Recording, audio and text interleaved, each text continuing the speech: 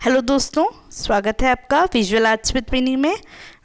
उम्मीद है आप लोग अच्छे से अपनी पढ़ाई कर रहे होंगे और वेस्टर्न आर्ट की जो मैं वीडियोस मेरे आपको मिल रहे हैं वो आपकी मदद कर रहे होंगे। तो दोस्तों, वेस्टर्न आर्ट में ही आगे बढ़ते हुए आज हम उसका तीसरा भाग लेके आए हैं, जो कि हम उसमें पढ़ेंगे यूनान के मूर्तिकला। दोस्तों, आप जैसे कि देख चुके हैं कि पार्ट 1 में हम इंट्रोडक्शन पढ़ चुके हैं, ये सब इंट्रोडक्शन था, और फिर पार्ट 2 में हम लोग वास्तुकला भी समझ चुके हैं। तो अगर आप नए हैं और पहली बार मेरा वीडियो देख रहे हैं तो प्लीज़ चैनल को सब्सक्राइब करें और मेरे प्रीवियस वीडियो पार्ट 1 और 2 इसके ज़रूर देखें, उसका लिंक आपको डिस्क्रिप्शन बॉक्स में मिल जाएगा। और अब जो हम देखेंगे वो है हमारा मूर्तिकला। तो हम मूर्तिकला पे आएंगे कि किस तरह यूनान में मूर्तियों का काम भी इतना ही सुंदर हुआ है जितना कि वास्तुकला का हुआ था दोस्तों। तो हम बहुत अच्छे से उसको समझने की कोशिश करते हैं। उससे पहले आप लोग प्लीज़ सब्सक्राइब का बटन दबा दीजिए एंड बेल आइकन भी प्रेस कीजिए ताकि आपको मेरे वीडियो के आने वाले नोटिफिकेशंस मिलते रहें। ठीक है दोस्तों, तो हम देखते हैं अब कि यूनान की मूर्तिकला क्या थी। देखिए, वास्तुकला तो हम बहुत अच्छे से देख चुके हैं, कितना डिफरेंट पीरियड्स में कितना काम हुआ, क्या ऑर्डर स्टाइल था, क्या टेम्पल स्टाइल था, किस फॉर्म में कैसे पिलर्स से वो वास्तुकला जानी जाती, ये सब हम पढ़ चुके हैं, है ना। आप लोग को अगर भूल चुके हैं तो प्लीज़ एक बार उस वीडियो को फिर देख लीजिए। और अब हम जो करेंगे वो मूर्तिकला लेंगे। तो मूर्तिकला क्या था, आइए देखते हैं। ग्रीक ने मूर्तिकला और मूर्तिकला में भावनाएं लाने की कोशिश की। ठीक है, मीन्स इमोशंस। दैट मीन्स अभी तक जो थी हमने देखा, हमने मेसोपोटामिया में देखा, हमने इजिप्ट में देखा, जो मूर्तियां थी वो एक फ्लैट थी, मतलब ऐसा एक पुतले जैसी दिखती है, समझ रहे हैं ना आप। जो हम उनको देखते हैं तो हमको आजकल की जो हम आजकल का मॉडर्न पीरियड का जो हम स्कल्पचर्स देखते हैं तो उसके अकॉर्डिंग वो हमको ऐसा लगता है यार क्या है ये तो खिलौने जैसे, है ना। लंबे लंबे हाथ थे, पाइप समान, और उनकी एनाटॉमी भी, मीन्स वो धड़ वाला पोर्शन बड़ा था, फेस बड़ा था, ऐसा बहुत चीज़ें अलग अलग थी, शोल्डर्स बिल्कुल स्ट्रेट उसमें थे, तो ये चीज़ें थी। लेकिन जो यूनान का समय आया तो उनने एक इमोशंस पे फोकस किया, है ना। मतलब एक जो आदर्श बॉडी होती है उस प्रकार से उनने अपनी मूर्तिकला दी, हम देखेंगे उसको आगे। तो उनने जो है उसके अंदर एक इमोशंस लाने की कोशिश करी। रिलीफ के साथ गोल, स्थिरता और क्रिया में यहाँ पे मूर्तिकला है। ठीक है, मीन्स रिलीफ, दैट मीन्स वो उभार उनका वो बहुत सही है। और दूसरी बात, जो घुमाव है, जो स्टिलनेस है, जो एक्शन भी है ना, हम एक्शन भी देखेंगे, एक्शन में भी बहुत मूर्तियाँ, वो सब चीज़ें जो है वो आज तक नहीं हुई। आज तक एक देखेंगे तो बस सीधी सीधी मूर्तियाँ थी, लेकिन इसमें अब कुछ नई बात है। ठीक है, उन्होंने सफलतापूर्वक मूर्तियों के माध्यम से स्वयं को प्रकट करने का प्रयास किया। मानव शरीर अपनी महिमा में और सटीक अनुपात के साथ, मैंने पहले बता चुके हैं आपको कि एक वेल प्रपोर्शनेट जो मूर्तियां हैं वो इस समय अब आनी चालू हो गई थी हमारी कहानी में। जो आज हमारी मूर्तियां हैं वो अब इस समय, मैंने आपको पहले बताया था, अंधकार युग के बाद यूनान में परिवर्तन है, एकदम से परिवर्तन है। मीन्स चाहे वो आर्किटेक्चर हो, चाहे वो मूर्तिकला हो, चाहे वो उनका मतलब एक तरह से ड्राइंग हो, कुछ भी मूर्तिकला की भी जो ड्राइंग होती है, जो एक बोलेंगे एनाटॉमी है, उनका जो सिमिलैरिटीज़ हैं, ये सब चीज़ें जो है प्रोपोर्शन है, ये सब चीज़ें एकदम ही चेंज हो चुका था, है ना। तो वो परिवर्तन आया इसमें और इसलिए बोला गया कि इनने मतलब इन सब चीज़ों का ध्यान दिया। उन्होंने मानव रूप में देवताओं को लाने की कोशिश की थी, मैंने बताया था आपको। खेल के प्रति भी उनकी सनक ने ग्रीक को प्रेरित किया। अब आप देखिए, हाँ, मैं बिल्कुल समझती हूँ कि उन्होंने मानवीकरण किया था, मीन्स देवता का, भगवान को उन्हें ऐसा बोला था कि ये एज अ मतलब ह्यूमन फॉर्म में है, और उनने उसी की उनकी मूर्ति और उनके लिए टेम्पल्स बनाए, ये मैं बता चुकी हूँ आपको। तो ये सब चीज़ें करने के लिए मूर्ति, लेकिन मूर्ति का यूज़ ग्रीक में सिर्फ उसी के लिए नहीं हुआ था।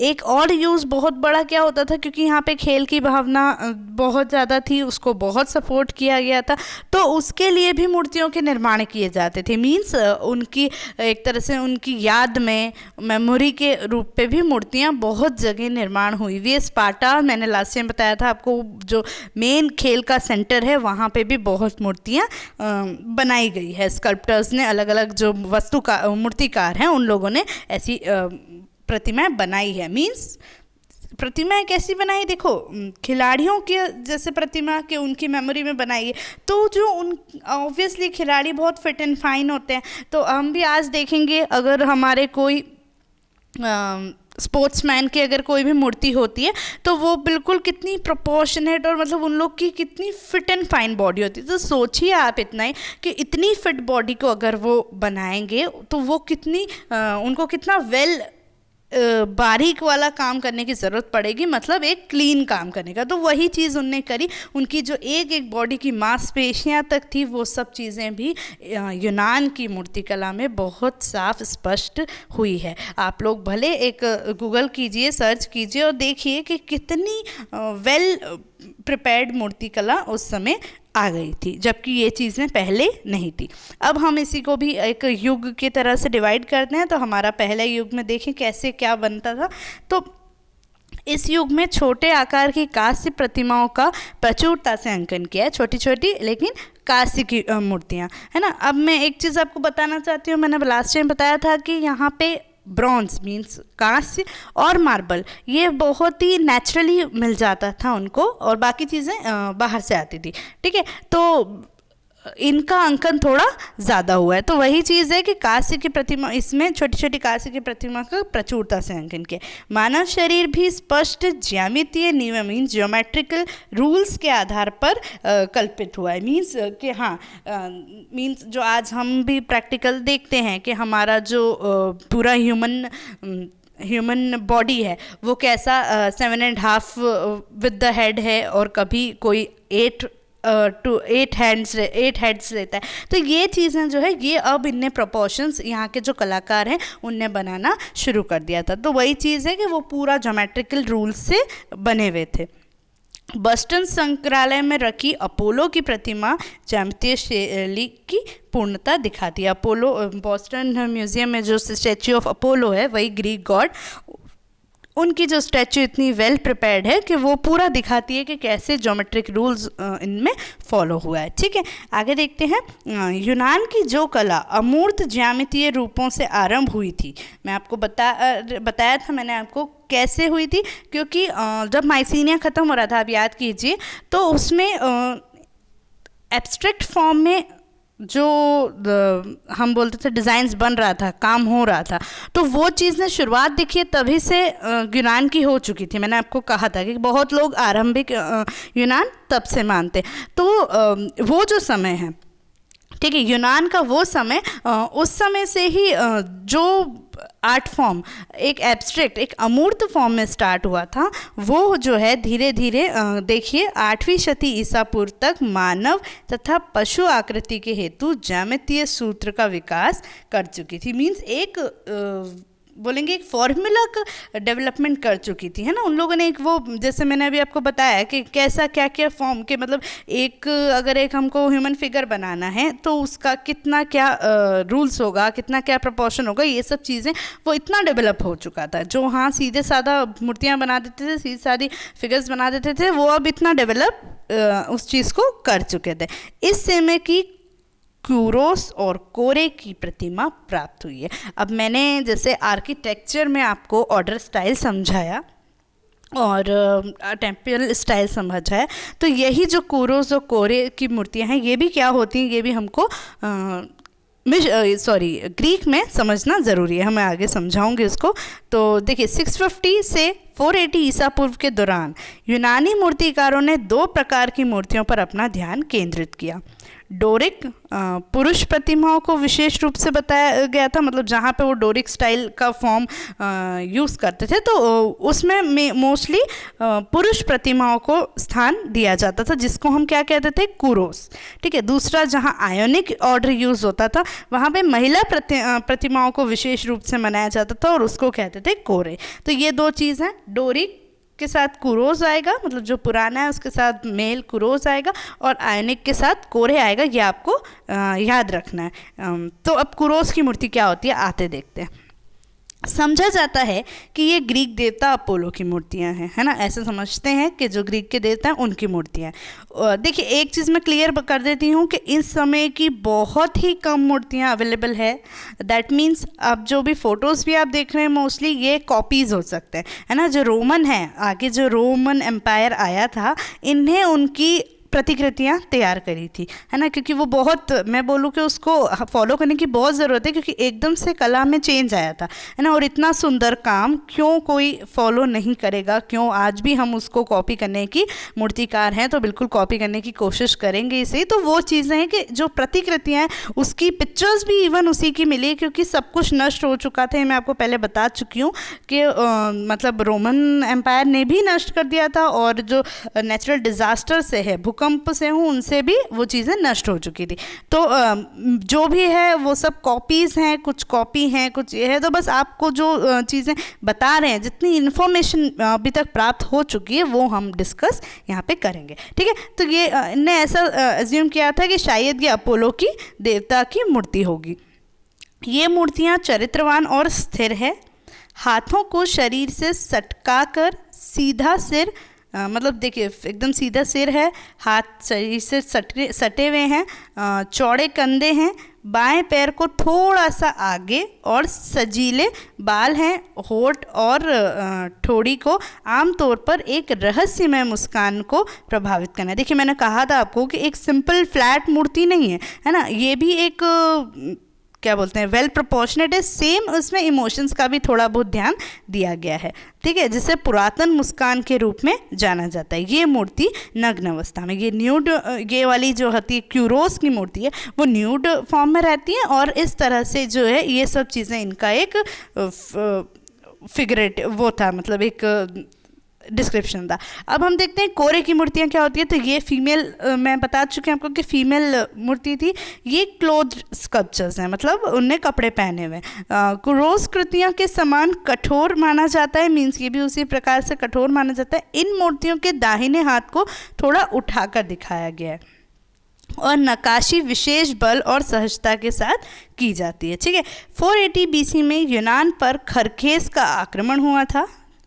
पारसी आक्रांताओं ने समस्त कलाकृतियों को नष्ट कर डाला था, ठीक है। ये थोड़ा जानना ज़रूरी है, इसलिए बता रही हूँ। अब ये कुछ प्रमुख कृतियाँ हैं आरंभिक काल की।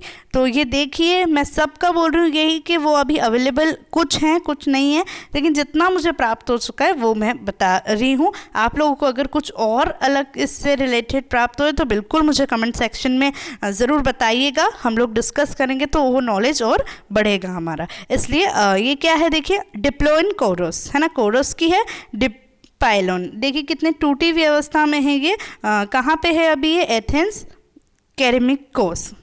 टाइम क्या था, 600 ईसा पूर्व का है, और ये मार्बल से बनी गई है। फिर ये है बछड़ा वाहक, मोजिकोफोरोस कहते हैं उसको, काफ बियरर। देखिए किस तरह से उन्हें हाथ में ऊपर गांव जो गाय का बछड़ा है उसे ऐसे पकड़ रखा है। ये भी एथेंस के एक्रोपोलिस में प्राप्त हुई थी, 570 BC का है, और ये चूना पत्थर से बनी है। मुझे नहीं पता कि ये जो अभी फ़ोटो दिख रही है वो ओरिजिनल चूना पत्थर वाली ही है कि कॉपी है, लेकिन इस प्रकार की मूर्तियां हैं, हमें बस ये ज्ञान रखना है, ठीक है। अब है फ्रासिकैलिया कोरे, मीन्स ये कोरे की है। फ्रासिकैलिया एटिका माइहियोस एटिका में जो माइहियोस है वहाँ पे लोकेशन है इसका। 550 BC में टाइम में प्राप्त हुई थी, बनी थी, और मार्बल की है ये। किसने बनाई थी, तो इसका आर्टिस्ट भी नोन है, परोस का एरिस्टन नाम के जो थे, एरिस्टन एक आर्टिस्ट हैं, वो परोस के जो एरिस्टन है उनने इसको बनाया था। फिर आते हैं हम पेप्लोस कोरेस, जो अभी मैंने आपको कोरे की मूर्ति में दिखाई, ये एक्रोपोलिस एथेंस से हमें मिली थी, 530 BC की है, और संगमरमर से ये बनी है। अब आता है हमारा शास्त्रीय युग। तो दोस्तों जो हमने वो पढ़े, आर्किटेक्चर पढ़े, उसमें जो पैर्थेनॉन और एक्रोपोलिस, इनका जो टाइम आया था, इनका जो काम आया था, है ना, ये बहुत बड़ी जो चीज़ें, ये सब चीज़ें लेट पीरियड का था, मींस लेट क्लासिकल का था, क्लासिक के बाद वाला। लेकिन क्लासिकल पीरियड भी अपने आप में, शास्त्रीय युग भी अपने आप में 2 पार्ट में डिवीजन है। मूर्तिकला के लिए थोड़ा सा डिफ्रेंशिएट करने का ज़रूरत थी, इसलिए मैंने इसको अलग अलग डिवाइड किया है। तो पहले का जो काल होता है वो आरंभिक काल होता है 480 से 450 BC के समय। इस युग में मानवाकृति का पूर्ण विश्लेषण करके आदर्श आकृतियाँ स्थिर की गई है जो अपने अपने प्रकारों की प्रतिनिधि थी। ठीक है, मतलब एक आदर्श आकृति क्या होती है मानवीकरण के लिए, मानव के लिए, वो उसको एक स्थिर फॉर्म में बनाई गई है। यूनानी कला के स्वर्ण युग में 2 संप्रदाय पनपे। एक था पेलोपोनेशियन जिसका केंद्र था ओलंपिया, मैं आपको बताई, और दूसरा था एटिक जिसका केंद्र था एथेंस। एथेंस का पैर्थनॉन और ओलंपिया, ज़्यूस ओलंपिया, जो ये चीज़ जो थी, ये 2 युग मेनली यहाँ पे पनपे, जो हम पढ़ भी चुके हैं, इनका आर्किटेक्चर में देख चुके हैं। आगे क्या है, 480 से 470 BC में लुडोविसी सिंहासन के भग्न केंद्रित पैनल पर प्रेम की देवी अफ्रोडिटी को नव यौवना के रूप में सागर में से उत्पन्न होते हुए उच्च रिलीफ, मतलब इस समय ये इस प्रकार से अफ्रोडिटी का ऐसा ये रिलीफ यहाँ पे प्राप्त हुआ था 480 से 470 BC में। अब देख लेते हैं और काम क्या प्राप्त हुआ है। तो ये अर्ली क्लासिक का एक बहुत इम्पॉर्टेंट वर्क है, चैरिटर ऑफ डेल्फी, डेल्फी के सारथी। ठीक है, तो इसमें क्या है, ये कहाँ पे मिला था, ये वहीं डेल्फी ग्रीस में मिला था। किससे बना गया है, तो कांस्य, ब्रॉन्ज से। अब आप ये मत बोलना कि ये ब्रॉन्ज क्यों नहीं दिख रहा है, क्योंकि ये भी रोमन कॉपी है।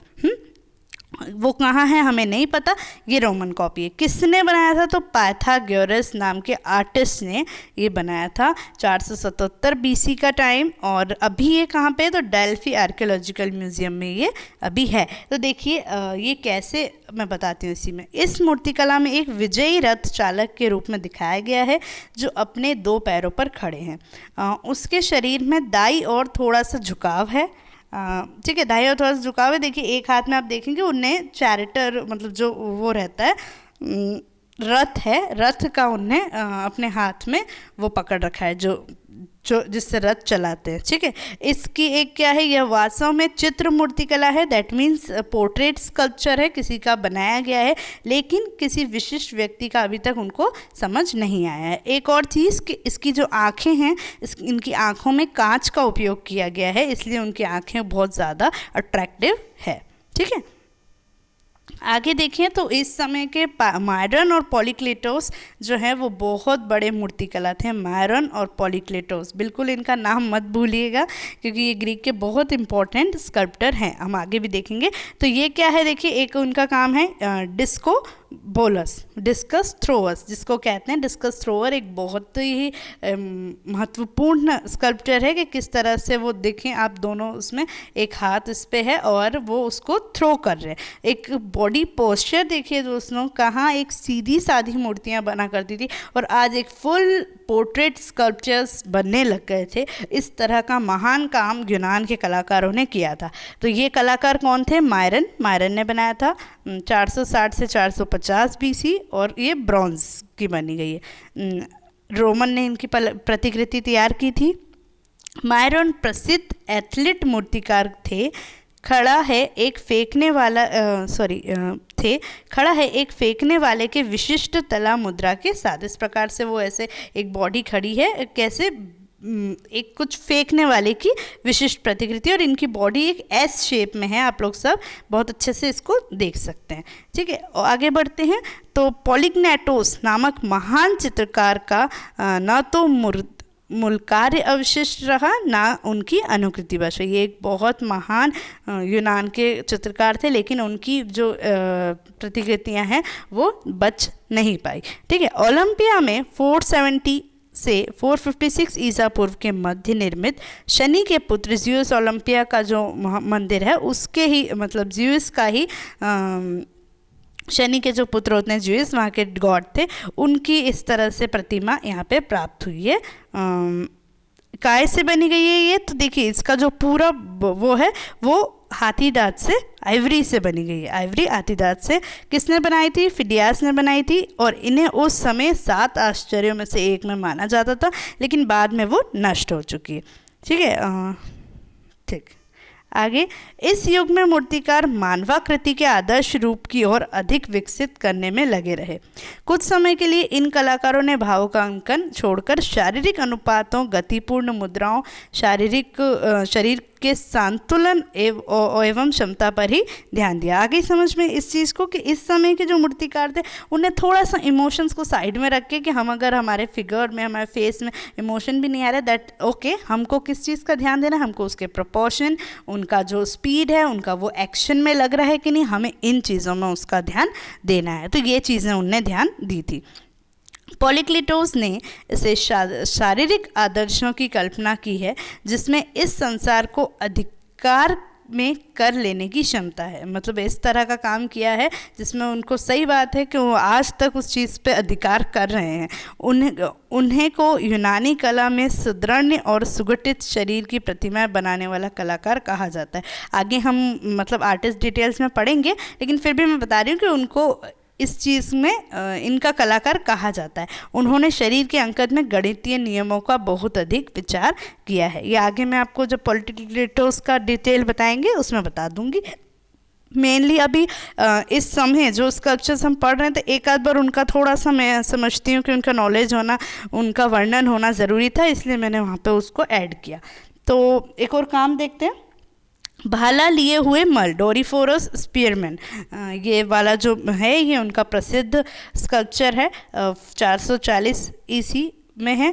पोम्पेई में उनकी कॉपी पड़ी है ना, जो ओरिजिनल था वो नहीं। क्यों? क्योंकि कॉपी मार्बल की थी, जो फोटो आपको दिख रहा है, और ओरिजिनल जो काम था वो ब्रॉन्ज का था। किसने बनाया था? पॉलीक्लिटोस का ये बहुत फेमस स्कल्पचर है।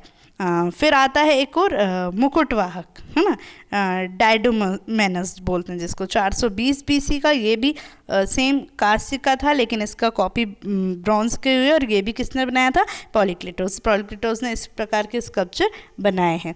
अब आते हैं हम पियोनियोस का नाइके विजय की देवी। देखिए ये इस प्रकार से विजय की देवी का जो है नाइक ऑफ पायनियोस ये बना गया था। किस मटेरियल से? मार्बल से बना था, संगमरमर से। 425 से 420 ईसा पूर्व का समय था। कलाकार इसके पायनियोस थे, और अभी कहाँ पे है ये? ओलंपिया का आर्कियोलॉजिकल म्यूजियम में है। देखिए दोस्तों, जो मैं काम डिस्कस करती हूँ, हमें इसको एकदम रटने की ज़रूरत नहीं है, लेकिन बस हमें ऑलमोस्ट इनका मटेरियल, इनका टाइम पीरियड याद रखना है। हमें ये याद रखना है कि वो किस समय था, कौन सा काम पहले था और कौन सा काम बाद में। हमें ये चीज़ें थोड़ा सा याद रखेंगे तो हमारे लिए इजी हो जाएगा। तो अब यही जो हमारा क्लासिकल पीरियड था उसी का ही उत्कृष्ट काल आ गया था। वो प्रारंभिक था और अब इसका उत्कृष्ट काल जहाँ पे था, तो वो कौन सा था? वो 450 से 300 बीसी के समय का था। 5वीं शताब्दी ईसा पूर्व के आरंभिक वर्ष यूनानी कला में क्रांति का युग माने गए हैं। अब तक के कलाकार स्थिर मानव आकृति को विभिन्न मुद्राओं तथा गति प्रदान कर चुके थे, किंतु अब ऐसी स्थिति आ चुकी थी कि कलाकार प्राचीन खड़ी प्रतिमा की स्थिर मुद्रा को, जिसमें कि यातुक धारणाएं भी चली आ रही है, पुराना रूप से छोड़ने के प्रति आश्वस्त हो गए थे। कलाकारों ने नवीन ढंग से संतुलन, लय तथा गतिशीलता को प्रस्तुत करने का आरंभ किया। उन्हें मीन्स आपको मेरे हिसाब से इसमें कुछ समझाने की ज़रूरत नहीं है कि उन्हें किस तरह से पुरानी चीज़ को छोड़ के और जो नया बैलेंस, नई रिदम लाने की अपने स्कल्पचर में कोशिश करी। शरीर का बोझ दोनों पैर की बजाय एक पैर पर आ गया, ठीक है, और दूसरे पैर स्वतंत्र होकर विभिन्न स्थितियों में प्रस्तुत किया जाने लगा। मुस्कुराते चेहरे का स्थान विचारपूर्ण तथा गंभीर मुद्रा ने ले लिया, और इसलिए इस शैली को क्या कहा जाता है? शास्त्रीय कला शैली, क्लासिकल स्टाइल भी कहा जाता है। अगर कहीं भी कोई क्लासिकल स्टाइल हो तो दैट मीन्स क्या, कि वो क्लासिकल पीरियड का उत्कृष्ट काल के बारे में बात की जा रही है। तो इनकी प्रमुख कलाकृति देखिए कितनी सुंदर और बहुत महत्वपूर्ण भी है। एथेना पैर्थेनोस, ठीक है, पैर्थेनोस की जो मूर्ति है वो है किस टाइम से? 442 से 432 बीसी। किससे बनी गई है? तो आइवरी और गोल्ड शीट, मतलब हाथी दांत से वो बनी गई है, और ऊपर जो उसका काम हुआ है वो पूरा सोने की शीट से हुआ है। किसने बनाया था? तो फिडियास, एक बहुत महान कलाकार यूनान के, उन्होंने बनाया था। एथेना ज्ञान की ग्रीक देवी थी। रोमन लेखकों ने इस आकृति को आदर्श नारी कहा है कि एक आइडल वुमेन जो होती है वो एथेना की मूर्ति को इनने कहा है। ठीक है दोस्तों, और ये 40 फीट लंबी मूर्ति है। अब एक और इसी प्रकार से फिडियास ने एक और ही ऐसी मूर्ति बनाई थी, ये थी एथेना प्रमचोस की। ठीक है, ये कहाँ पे है, तो ये पोपलिया और पैर्थेनॉन के बीच में उन्हें इस प्रकार से इसको स्थित की थी। पोपलिया भी आप वास्तुकला में देख चुके हैं और पैर्थेनॉन भी पढ़ चुके हैं, तो इन दोनों के बीच में उन्हें इस चीज़ को सिटुएट किया था। ये भी ब्रॉन्ज से बनी गई है, ये शायद इसकी प्रतिकृति है, लेकिन ये ब्रॉन्ज से बनी गई है।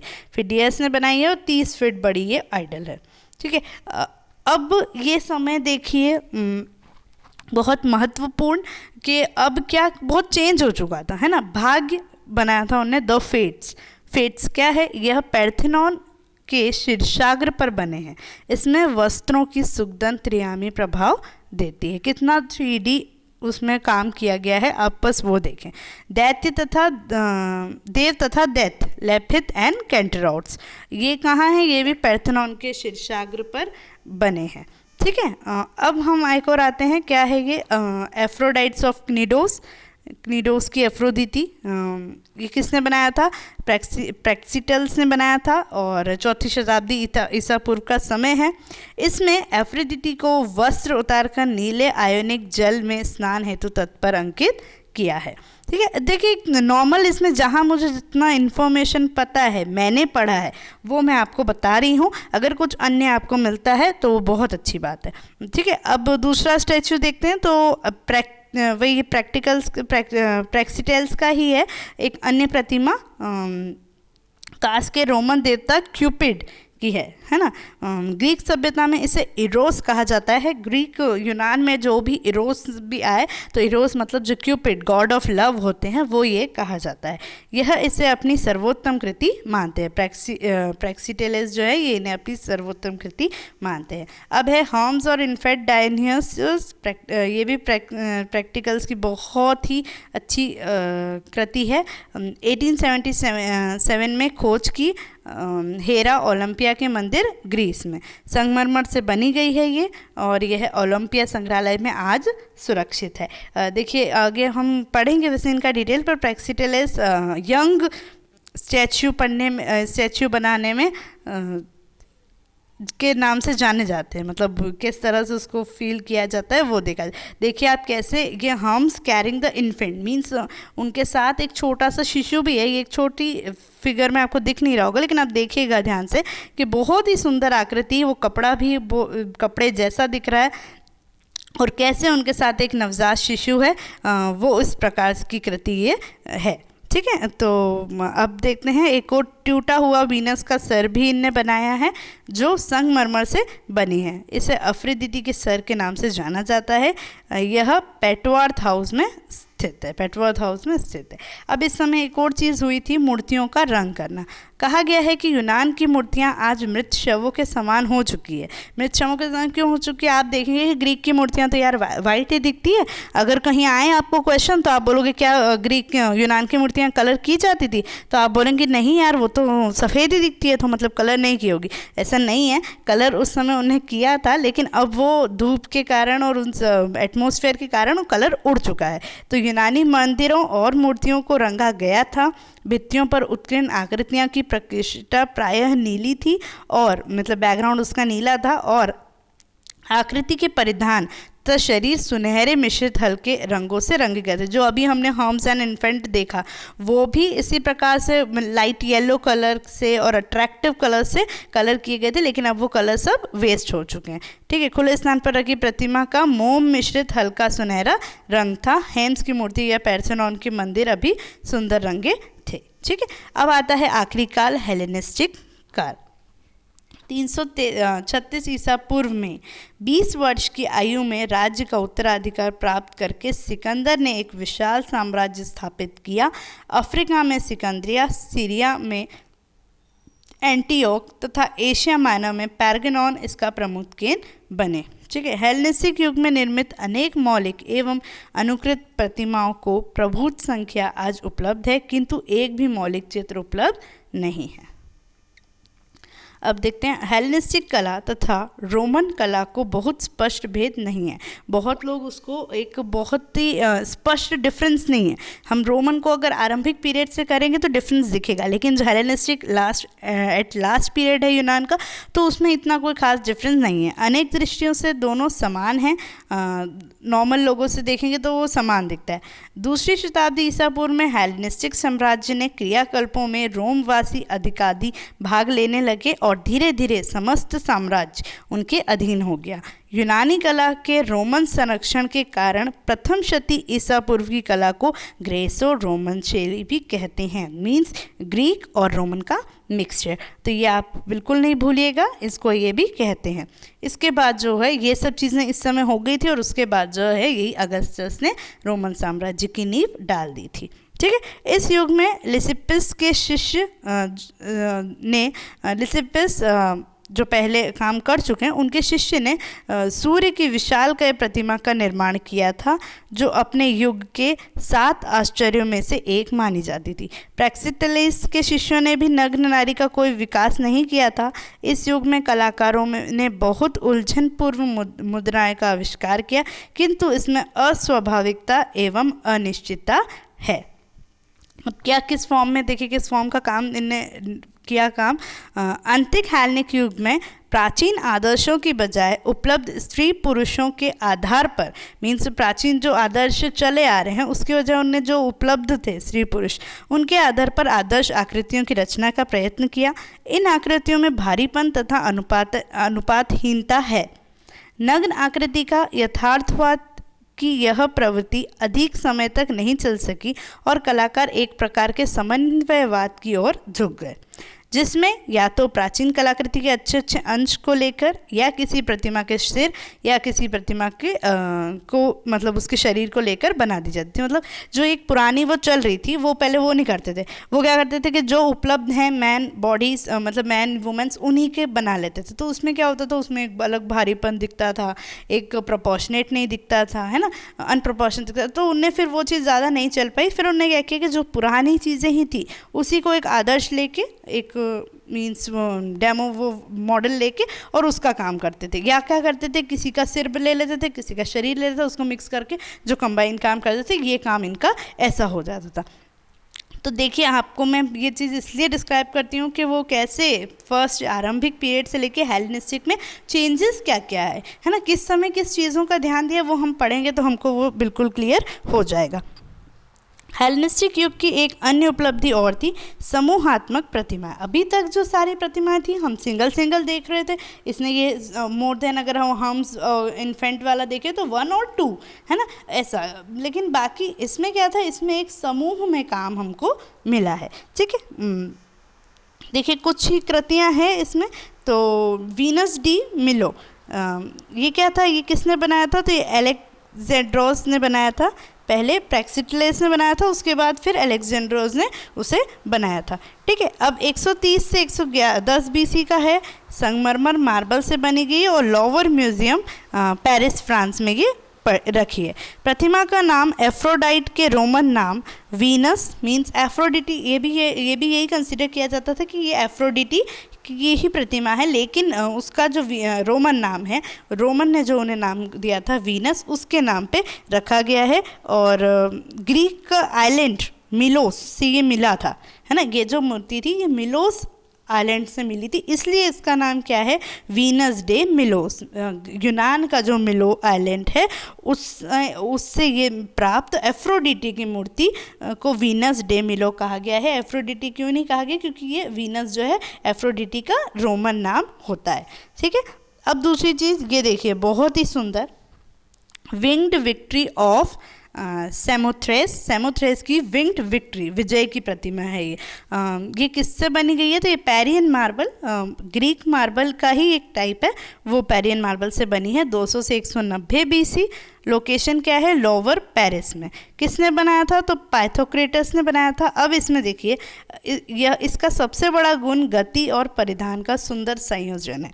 हम अभी तक यह मानते थे जिस युग में कि भाई शायद वो फॉर्म बॉडी का नहीं मिल पाएगा विथ क्लोथ्स, तो इसलिए उसको न्यूड बनाया जाता था, नग्न बनाया जाता था, ताकि बॉडी का जो मांसपेशियां हैं और जो बिल्कुल फॉर्म, बिल्कुल सब कुछ बहुत क्लियर कट हम उसको कंपोज कर सकें। लेकिन इसी का एक इस समय ये काम हो गया था कि देखिए कपड़ों के साथ किस तरह से गति का संयोजन किया गया है वो आप बहुत अच्छे से देख सकते हैं। इसी युग में ये चीज़ें थी, उनको ये प्रॉब्लम आई थी कि अगर हम कपड़ों के साथ अगर बॉडी को बनाएंगे तो वो इतना सही फॉर्म में नहीं आ पाएगी, लेकिन एट एंड ये चीज़ कर दिखाई थी और ये इस तरह का काम यहाँ पे हमको मिला था। ठीक है, लकून मैं आपको बताई हूँ कि कैसे ग्रुप स्कल्पचर यहाँ मिले थे। तो लकून एक बहुत बड़ा एग्जाम्पल है ग्रुप स्कल्पचर का, मार्बल से बनी गई थी। वेटिकन लकून और उनके बेटे, ये ऐसा माना जाता है, उनका ये कॉम्पोजिशन है। वेटिकन म्यूजियम, वेटिकन सिटी के वेटिकन म्यूजियम में ये था। पान की अग्रिम लड़ते हुए एफ्रोडिटी की मूर्ति, ये भी था संगमरमर मार्बल से, 2री शताब्दी ईसा पूर्व की समय था।